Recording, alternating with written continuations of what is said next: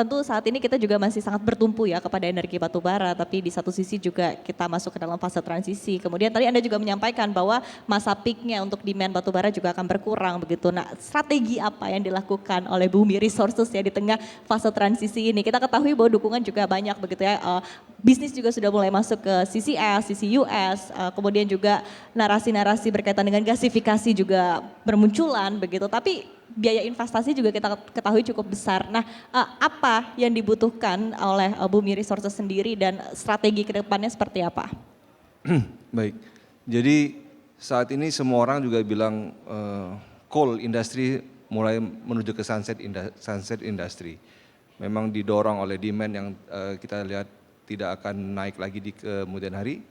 Regulatory juga tidak mendukung, finance tidak mendukung. Jadi memang yang paling penting dilakukan oleh coal industri saat ini adalah membuat positioning yang baru seperti itu.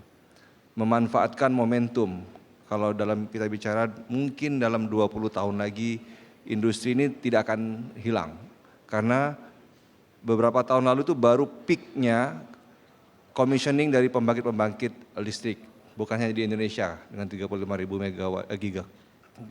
Juga di beberapa negara berkembang juga itu baru peak commissioning. Pembangkit-pembangkit baru ini masih akan bertahan selama 20-25 tahun ke depan. Sehingga nanti kita harap ini yang menjadi semacam rem dulu sebelum dia decline secara signifikan. Jadi yang dibutuhkan oleh atau yang kami rencanakan saja adalah kami mencoba positioning yang baru. Mempersiapkan venture baru ke bisnis yang baru dengan memanfaatkan kekuatan dari coal business yang masih kita expect bertahan 10-20 tahun ke depan. Seperti kita harus terlibat, kami akan terlibat dalam renewable energy business juga turunan dari coal sendiri karena reserve coal di Indonesia masih sangat besar. Tidak mungkin kita biarkan ini menjadi mubazir abandon. Jadi seperti dengan masuk ke coal downstream project, itu kita harapkan pertama menciptakan pasar yang baru. Jadi pasar batu bara di pembangkit yang turun, kita harapkan bisa tersubstitute jika coal downstream project ini juga berkembang.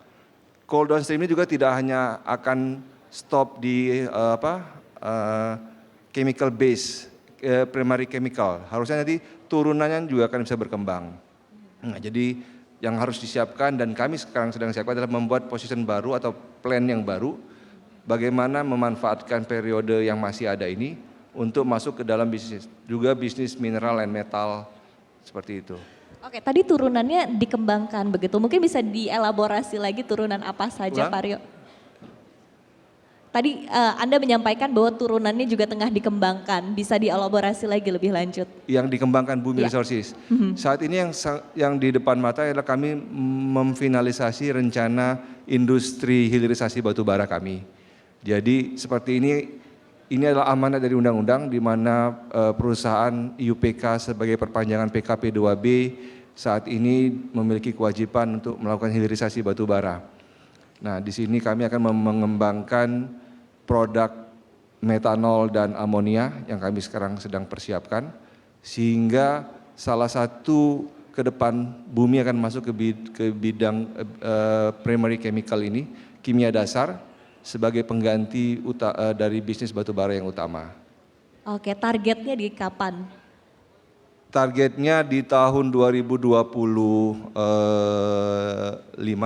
kami harus sudah menyelesaikan studinya dan kemudian kami menunggu seperti kami sampaikan tadi ada isu penting adalah regulasi saat ini.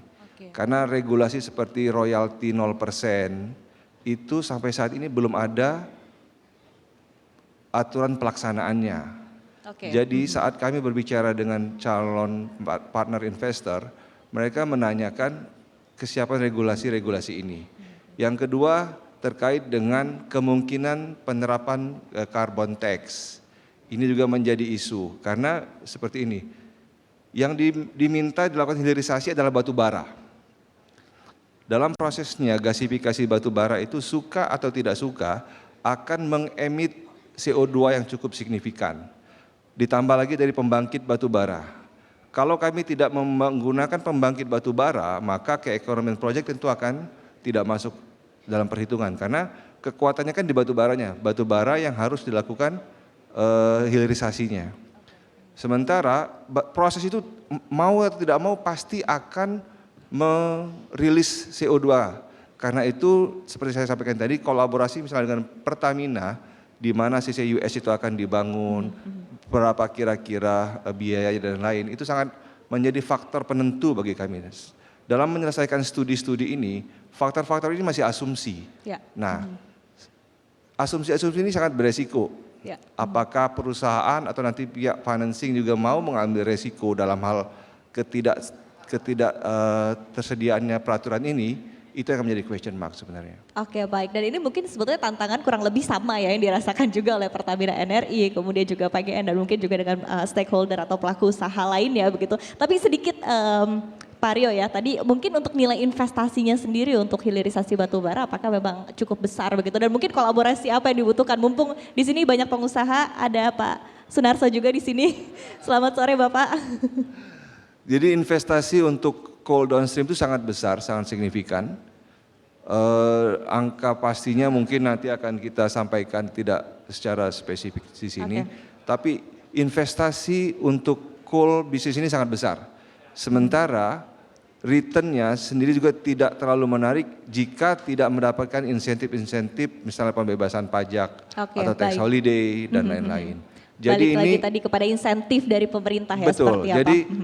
Jadi gini, sebenarnya pengusaha kan mungkin teman-teman pengusaha muda ini juga tahu bahwa di mana ada peluang usaha pasti pengusaha akan mengambil. Ya. Tetapi in absence of regulasi ini banyak faktor-faktor yang tidak pasti, sehingga di sini memang tinggal hitung-hitungan bisnis dan resiko sebenarnya.